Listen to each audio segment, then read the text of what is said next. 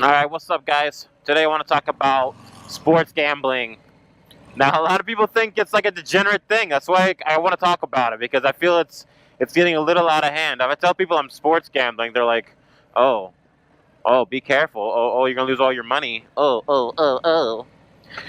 Like, yeah, with anything, if you do it in excess or if you do it like not knowing what the fuck you're doing, like you're gonna get in trouble. But sports gambling is one of those things. Like, people make a living off of sports gambling. You guys do realize that, right? Yeah, it's far and few between. But the people that actually put the time and effort into it, they make a living. Comfortably, too. There's a ton of sports gamblers that make between 60K and 100K a year. They live in Vegas. That's all they do.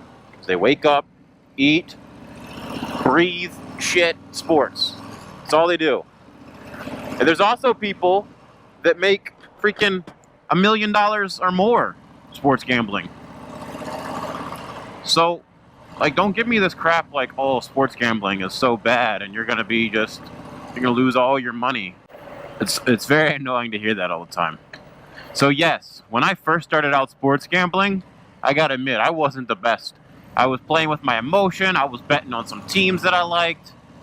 I went about it the entirely wrong way. So yes, if you don't understand and you don't learn from your mistakes, then yeah, you could be a bad sports gambler and you could lose a lot of money. I'm not gonna lie. You have to have a system in place and you have to be very, like, what's the word I'm looking for? You have to be very strict on your guidelines and everything. So I was really bad at it. I was betting like, $100 a game. If I'd lose that, I'd bet 200 on the next game. I was chasing it, right? So yeah, when you do that, like, you're not gonna win. Like, you're not. But if you understand the system and you go about it the right way, you can make a lot of money. In the past 3 weeks, I've made almost $4,000 on sports gambling. And that's not even doing crazy bets. Like, we're talking, the most I bet on one game was $150. So there's money to be made in sports gambling, and you could do it as a career. In order to make a profit in sports gambling, I forget the exact number, but it's either 52.4 or 52.8% of your picks have to be correct. So between the 0.4 and 0.8, I can't remember. But just know that you need to make over 52.5 basically to be correct. The reason for that is the amount of juice that you normally have to pay for a pick. Juice is the money off the top the casino normally takes on a bet. Looks like I got a Ducati behind me. What's up, Ducati friend? Bye, Ducati friend. Oh, I miss sport bikes. Yeah, I'm supposed to go left here, so I gotta just cut in front of somebody. You look like a good person to cut in front of. So yeah, can we please stop with the whole degenerate thing for sports gambling? It's the same thing with weed. Like, people that smoke weed are not degenerates. They're not gonna just come up and be dumb because they smoke some herb. Also, for those of you like looking for people to buy picks from or things like that, stay away from those people that say they're going to give you 70% winners. It's not going to happen. They may have gotten 70% correct for a certain amount of time, but overall they are not 70%. So please do not listen to those people. The people that are in this business that have been in it for 5-10 years, they'll tell you 70% is not effing possible. But I think we as a society need to get better at not criticizing those who sports gamble. The Supreme Court just legalized it across the country. States are going to start legalizing it.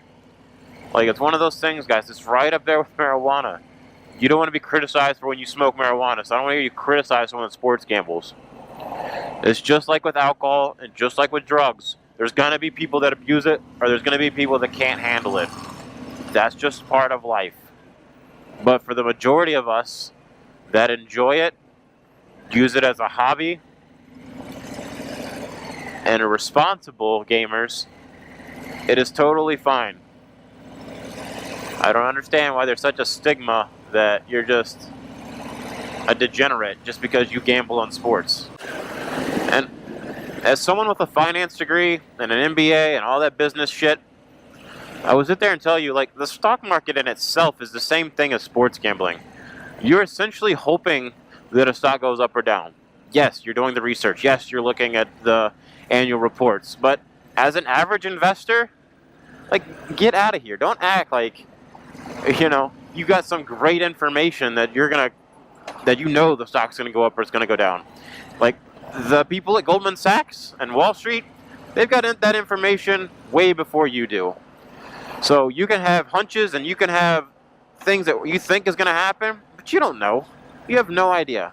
It's the same thing in sports gambling. I may think the Patriots are going to beat the Colts this Thursday night, and I can have all the data that's going to show that they're going to beat them.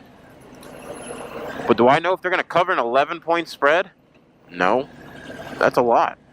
I think the Patriots win the game, but, 11 points? That's tough to predict.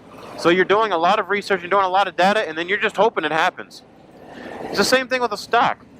I may think that Facebook is the greatest social media company, but they could freaking come out with a scandal tomorrow and I lose all my money, even though all the financials are great. Everything looks good. And I could lose money on that. Same thing with the team. All the data and everything could say it's great, but then, they fumble the ball at the goal line. It's the exact same thing. And someone that tries to argue with me that it's not, is just, I don't want to hear it. Like, you're not going to change my mind. So yeah, if you're interested in what I'm doing as far as sports gambling, I'll be happy to share it with you. I'll be happy to give you picks if you want it. Like, I'm in it to help people out and to kind of change the perception of sports gambling. College basketball is coming up. That's one of my strongest. I played basketball growing up. I watch a lot of basketball. So college basketball and NBA are going to be huge for me this year. I'm killing the NFL right now. Hopefully keeping that streak alive. I think what's happened is because they've legalized sports gambling and now more bets are being able to be placed legally, I'm thinking that's what's helping the ones of us that have been in it for 5 years or more. Because it's really giving us good lines. I think that's truly what it is. A lot of the people that have been in the business for over 5 years, they're starting off super, super strong.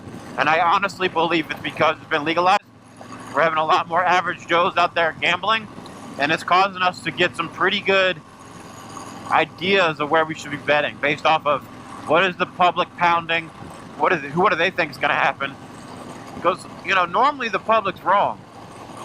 If the public's on 70 side of one bet, and the line hasn't moved a whole lot, like, that tells you something. Now, the public gets it right every now and then. They're not always wrong. But the majority of the times when the public is pounding the other side, the people that have been in this business know, okay, let's go ahead and take the other side and let's figure out the math behind it and why we should take the other side. You can always manipulate stats and things like that to be in your favor. But for the most part, guys, you have to do your research, and you got to do some serious research. And I used to be like one of those people that said, who cares what happened last year or the year before that? Like, it doesn't have any effect. Like, it kind of does. Like, when you sit there and look at the stats behind something, if something has been 0-10, more than likely it's going to go 0-11. Like, the odds would say it's in your favor. So, don't try and think that or outsmart the system. Like, the system, all the data is out there. We're so lucky that we live in an age where everything is on the internet. Like, the data is there. Go take a look. Go study it. If you're really trying to make money on sports gambling, you've got to know what you're betting on. You don't just willy-nilly pick games or just willy-nilly get on the app and say, I want a piece of this game. I'm just going to throw $50 on whatever. Like, don't do that. That's how you get yourself in trouble. Know what you want to bet, and then have conviction and bet it. And then don't chase when you lose. But I'm really hoping that a lot of states now start enacting sports books. We've got New Jersey and Delaware that jumped on basically right after the Supreme Court gave the nod. You've got Mississippi now that's jumped on it. West Virginia, I'm not sure if they've released it yet, but they're working on it.